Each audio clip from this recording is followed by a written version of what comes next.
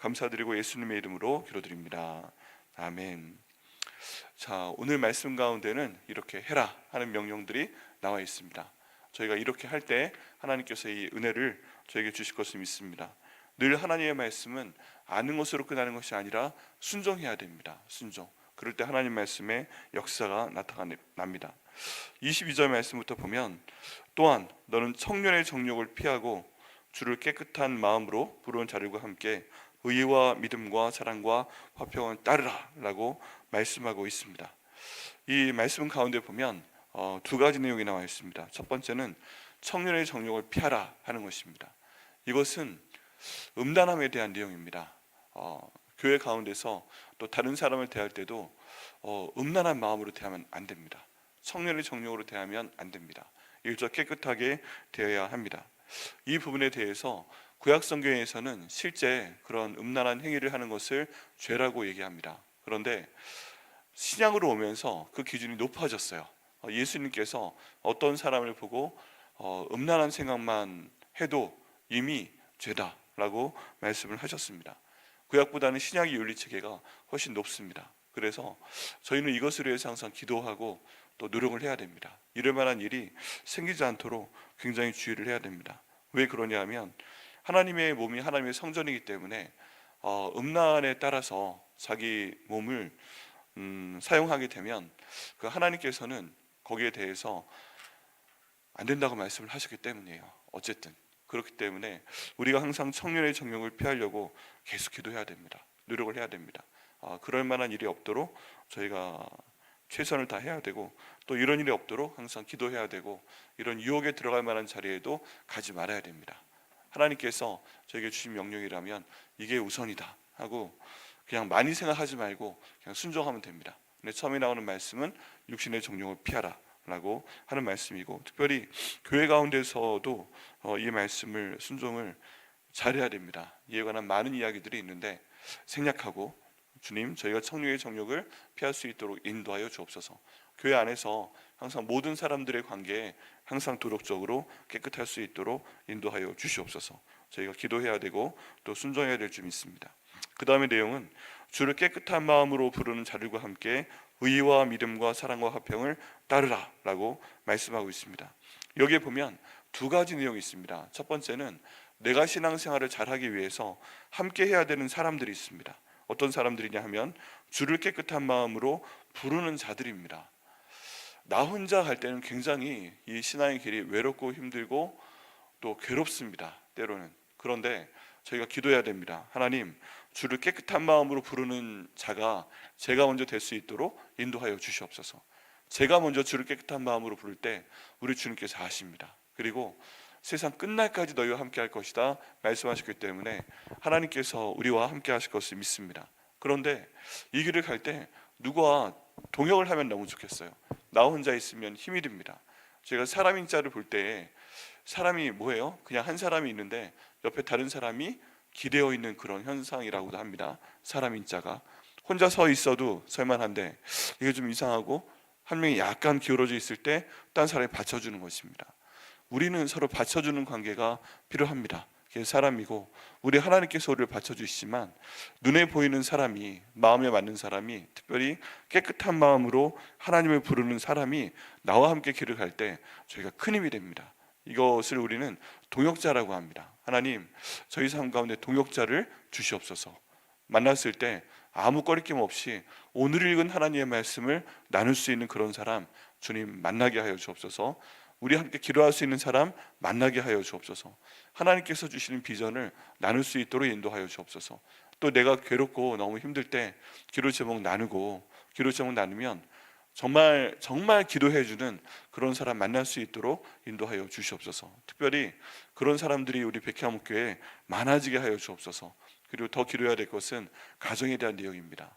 뭐니 해도 가정 안에 있는 사람이 나와 함께 이 길을 가는 깨끗한 마음으로 주의 이름을 부르면 얼마나 가장 귀하겠습니까? 세상 사람들이 다 나한테 등을 돌려도 가족만은 내게 등을 돌리지 않는다 믿고 함께 기도하고 함께 갈 수 있는 그런 사람들 될 수 있도록 인도하여 주시옵소서. 그래서 이 땅에서도 함께 하지만 천국에도 함께 갈 수 있도록 인도하여 주옵소서 라고 기도할 때 우리의 가족도 하나님께서 주를 깨끗한 마음으로 함께 부르는 사람이 될 수 있도록 인도하여 주시고, 또 우리 백향목교회 그런 사람들을 만나게 해주실 것을 믿습니다.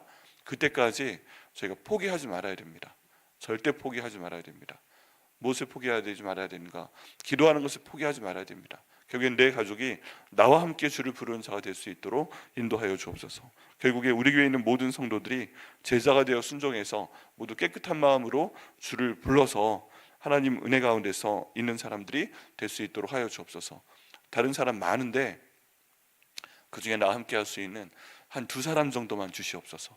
항상 보게 되면 사드락과 메삭과 아벳느고가 함께 나오잖아요. 함께 기도하는 사람들, 하나님 두 사람 정도는 주시옵소서. 전도서 말씀을 봐도 세 겹줄은 끊어지지 아니한다 하니까 하나님 나와 함께 기도할 수 있는 믿음의 사람 세 사람을 허락하여 주시고 굳건히 살 수 있도록 인도하여 주시옵소서. 기도할 때 하나님께서 그런 사람 주실 줄 믿습니다.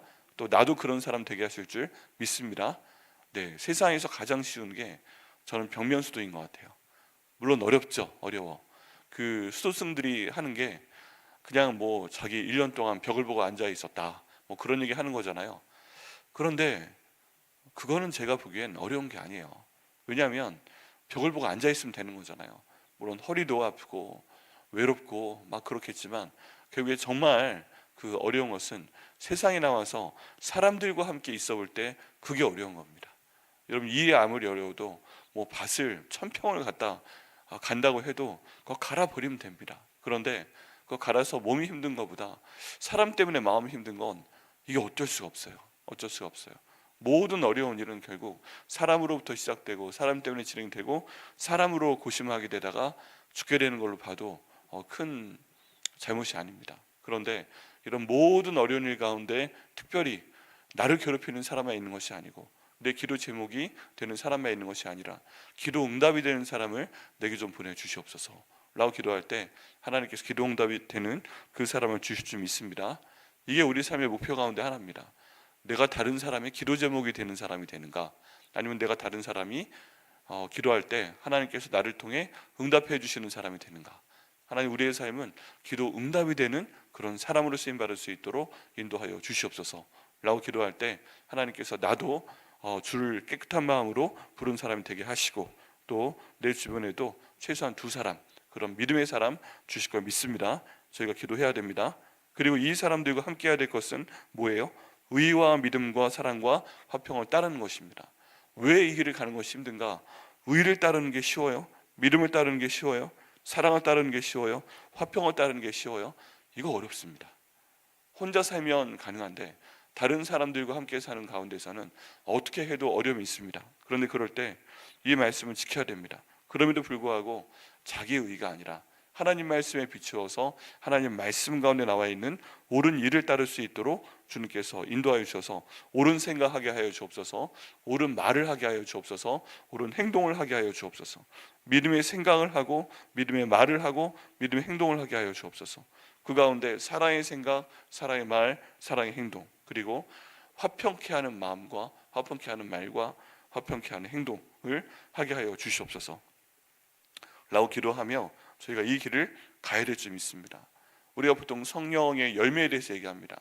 사랑과 희락과 화평과 오래 참음과 자비와 양성과 충성과 온유와 절제, 이 모든 것이 결과로서 나오는 것이잖아요. 그렇다면 여기 나오는 의와 믿음과 사랑과 화평, 성령의 9가지 열매는 하나님 말씀이 그 마음 가운데 자리 잡아서 순종하게 될 때 나오는 것인 줄 믿습니다.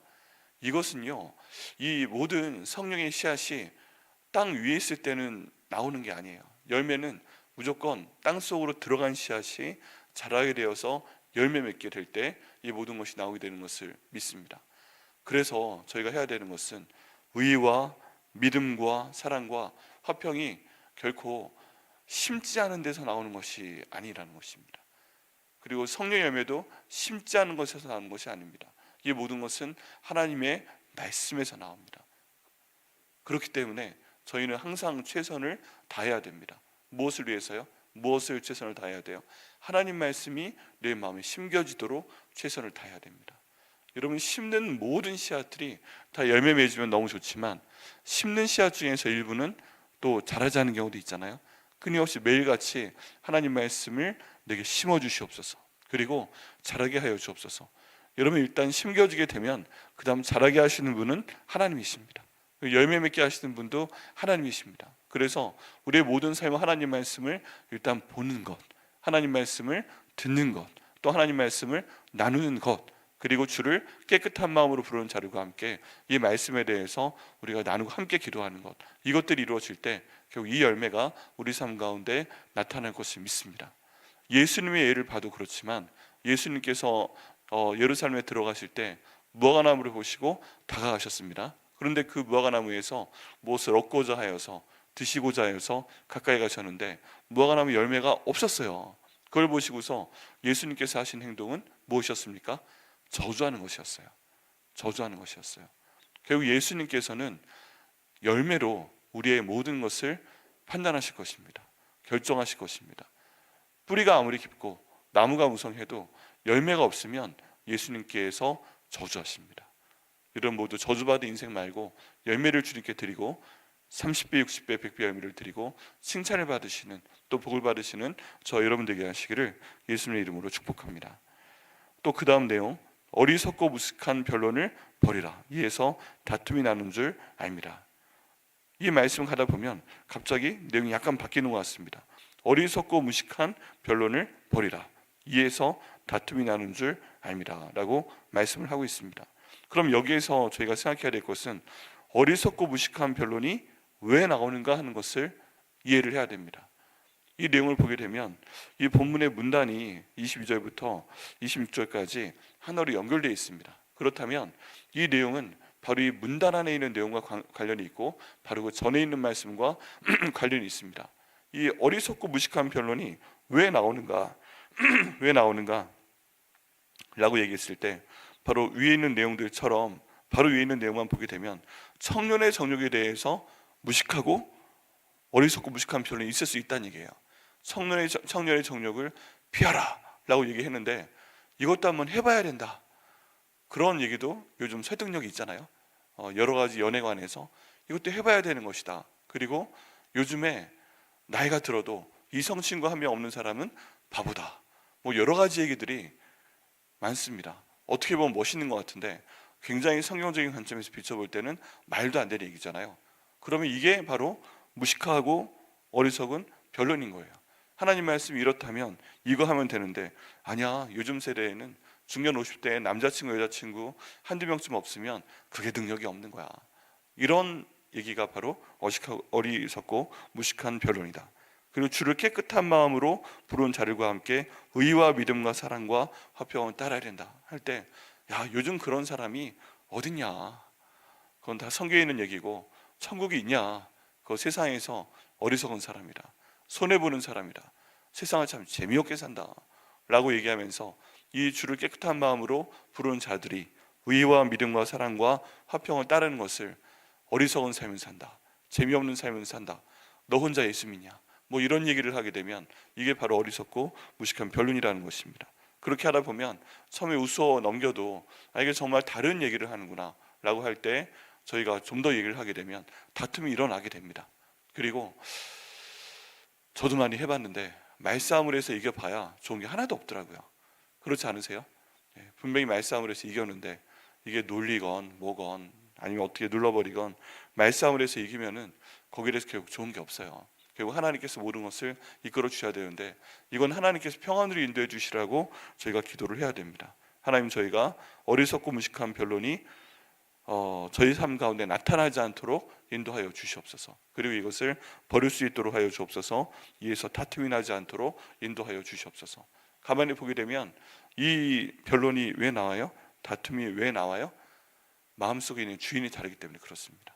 주인이 같다면 똑같은 생각을 하고 똑같은 말을 할 텐데 주인이 달라서 내가 좋아하는 대로 가게 되면 성경에서 말씀하는 내용이 내 삶 가운데는 주가 되지 않아요. 그러면 이런 변론이, 다툼이 나올 수밖에 없다는 것입니다.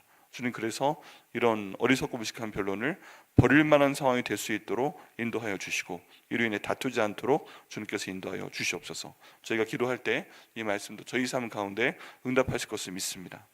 또 24절부터 26절 가운데 보게 되면 이제 다툼에 대해서 특별히 하나님 말씀을 가르치는 것에 대해서 반대하는 일이 있을 때, 거역하는 일이 있을 때 어떻게 해야 되는지, 또 그에 대한 원인과 해결책은 무엇인지에 대한 말씀이 나와 있습니다.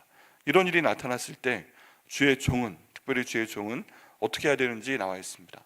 여러분, 여기는 주의 종이 목회자일 수도 있지만 나라고 생각하시고 또 아멘으로 바르시고 이대로 해보시길 바랍니다. 이런 다툼이 일어났을 때 주의 종은 마땅히 다투지 않아야 된다 라고 말씀하고 있습니다. 그리고 모든 사람에 대해서 온유해야 된다. 그리고 가르치기를 잘하며 참아야 된다 라고 말씀하고 있습니다. 자, 여기에 대해서 이런 다툼이 일어났을 때 어떻게 하라고요? 4가지 말씀으로 이야기하고 있습니다.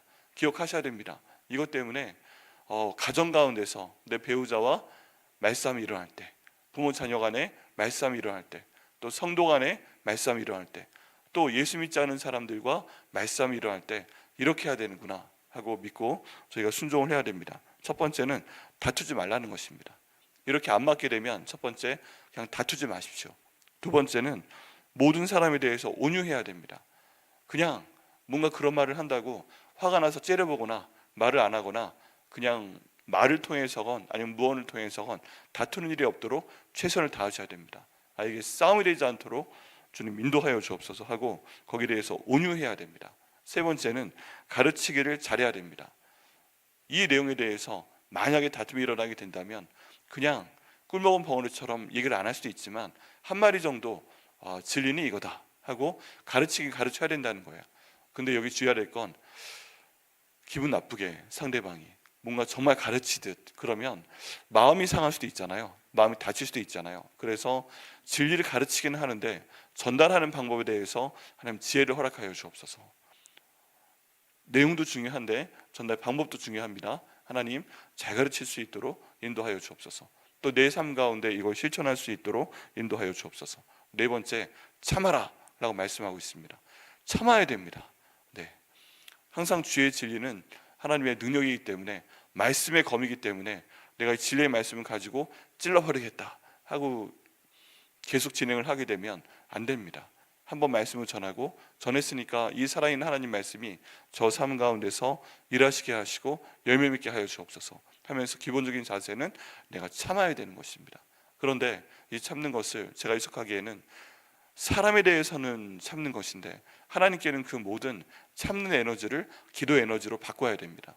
마치 저희가 풍차나 물레방아 이런 것들을 봤을 때 물이 흐르는 그 내용을 물레방아는 다른 힘 에너지로 바꿔버리잖아요. 바람이 불었을 때 풍력 발전기 같은 그런 프로펠러가 바람이 불면 들면서 전기를 생성해 내잖아요. 그러니까 바람을 맞긴 맞아야 돼요. 참아야 돼요. 그런데 이것을 그냥 가지고 있는 것이 아니라 그 나를 힘들게 하는 그 에너지를, 나를 어렵게 하는 에너지를 기도의 에너지로 바꾸어 하나님께 참지 말고 다 말씀을 들을 때 하나님께서 그를 통해서 쩌릿쩌릿한 성령의 전기를 우리 삶 가운데 주실 것을 믿습니다. 그래서 예수님의 제자는, 예수님께 순종하는 사람은 어려움 가운데 있을 때 그 고통과 고난의 에너지를 기도의 에너지로 바꾸는 사람인 줄 믿습니다. 그러면 더 큰 고난이 불면 더 크게 기도하면 되는 것이고, 사람에겐 참아도 하나님께 부르짖어 기도하면 하나님께서 내 입을 넓게 열라 내가 채울 것이라 말씀하시고 우리 가운데 강력한 그 기도의 에너지를 또 응답의 에너지로 바꾸어서 30배, 60배, 100배의 기도 응답을 주실 걸 믿습니다. 이 4가지 명령 가운데 마지막 거 참아라. 근데 이것을, 이 참는 에너지를 기도의 에너지로 바꾸시고 주님께 응답을 받으시는 저 여러분 되시기를 예수님의 이름으로 축원합니다. 25절과 26절 말씀 가운데 보면 하나님 말씀을 나누고 가르치는데 거역하는 사람들이 있어요. 거역하는 사람들이 있습니다. 말씀을 가르칠 때 바로 순종하면 얼마나 좋겠어요. 근데 거역하는 사람들이 있는데 2가지 이유가 있다고 얘기를 합니다. 왜 거역하는가? 하나님 말씀을 가르치는데, 이 좋은 말씀을 가르치는데 왜 거역하는가? 첫 번째 이유는 거역하는 자는 온유함으로 훈계할지니 혹 하나님께서 그들에게 회개함을 주사 진리를 알게 하실까 하며 라고 말씀하고 있습니다. 이 말씀 보면 왜 하나님 말씀을 거역하는 거예요? 이 사람들이 하나님 말씀을 모르기 때문에 그래요. 진리를 모르기 때문에 그렇습니다. 특별히 안다라는 단어는 헬라어로 기노스코라는 내용인데 지식적으로만 아는 것이 아니라 이 말씀을 순종했을 때 내 삶 가운데 일하시는 그 하나님 말씀의 능력을 경험해보지 못했기 때문에 나오는 얘기입니다. 하나님 말씀의 진리가 우리가 알고 경험하기에 굉장히 버거울 때가 있습니다. 손해보는 것 같을 때가 있고 싫고 굳이 여기에 매이는 것 같고 그럴 때가 있는데, 하나님 말씀을 우리가 알고 이 말씀을 순종하면서 그 능력을 경험하게 되면 그 말씀에 순종하는 것이 좋다 하는 것을 우리가 알게 됩니다. 그 맛을 알게 되면 있는 힘을 다해서, 죽을 힘을 다해서 설령 죽는 한이 있어도 순교 한이 있어도 그 말씀에 순종을 하게 됩니다. 그리고 이 사람들이 왜 거역하는 거예요? 그 말씀을 알지 못하기 때문에, 하나님 말씀의 진리를 모르기 때문에 그렇다고 말씀하고 있습니다. 그럼 그런 사람들은 어떻게 해야 될 것인가? 온유함으로 훈계하라고 말씀하고 있습니다. 온유함으로 저희가 훈계해야 됩니다. 가르쳐야 됩니다. 그러면 하나님께서 어떤 결과를 주시는가? 혹 하나님께서 그들에게 회개함을 주실 것이라 라고 말씀하고 있습니다. 그래서 하나님 저희 주변에 하나님 말씀을 나누어도 거역하는 사람이 있으면, 저에게 깨달음을 허락하여 주옵소서. 저분이 하나님 말씀을 모르는구나, 저분이 하나님의 진리의 말씀을 모르는구나. 하나님, 그렇다면 저희가 온유하게 훈계할 수 있도록 인도하여 주옵소서. 그래서 그 사람이 진리의 말씀을 알고 회개하고 주님께 돌이킬 수 있도록 인도하여 주시옵소서 라고 기도할 때, 하나님 우리 가운데 있는 하나님 말씀을 거역하는 자를 돌이키게 하실 것을 믿습니다. 회개한다라는 단어는 멈춘다는 단어가 아니에요. 잘못해서 멈춘다라는 내용이 아니고, 회개는 돌이켜서 옳은 길로 돌아온다는 뜻입니다. 죄라는 단어는 관역을 벗어났다라는 뜻이에요. 하나님께서 이쪽으로 가라 라고 말씀하시는데, 그럼 그 관역을 따라 저희가 그 길을 따라 쭉 가야 되는데, 그 길을 벗어나는 것이 바로 죄의 길이고, 그 길을 벗어나는 것은 잘못된 길입니다. 그러면 회개하고 돌아와서 온전한 길에 갈 수 있도록 인도하는 것이 하나님의 섭리입니다. 근데 우리가 이렇게 온유함으로 회개를 해도 모든 사람들이 돌아오진 않을 수 있다. 그래서 앞에 혹자가 붙어 있는 겁니다. 혹, 그러면 회개하고 돌아올 줄 믿는다. 그러면 하나님, 내가 기도하는 이 사람 회개하고 돌아올 수 있도록 인도하여 주시옵소서. 저희가 기도할 때 또 하나님께서 은혜 베푸실 것을 믿습니다. 또 두 번째, 사람들이 하나님 말씀의 진리를 가르쳐도 거역하는 이유가 있습니다. 그 내용이 26절 말씀 가운데 있습니다. 그들로 깨어 마귀의 올무에서 벗어나 하나님께 사로잡힌 바 되어 그 뜻을 따르게 하실까 합니다. 여기에 보면 그 사람들이 왜 진리의 말씀을 가르쳐도 거역하는가? 마귀의 올무에 사로잡혔기 때문에 그렇습니다. 그러니까 자기 마음이 아닌 거예요. 말씀을 전해도 이 말씀이 딱 내 마음의 바위에 떨어졌을 때 이게 마귀 올무에 사로잡혀서 새가 채가고 뜨거운 태양이 태워버리고 가시떨기가 이 모든 것을 자라는 것을 막아버리고, 이렇게 해서 마귀 올무에 있기 때문에 하나님 말씀을 거역하게 된다 하는 것을 볼 수가 있습니다. 영적인 거구나. 이게 저 사람의 마음이 아니라 마귀가 그 말씀을 채워가는 것이구나. 그렇다면 저희는 어떻게 해야 돼요? 역시 하나님 말씀 가운데 저희가 말씀을 온유함으로 훈계할 때 그 해결책은 뭐예요?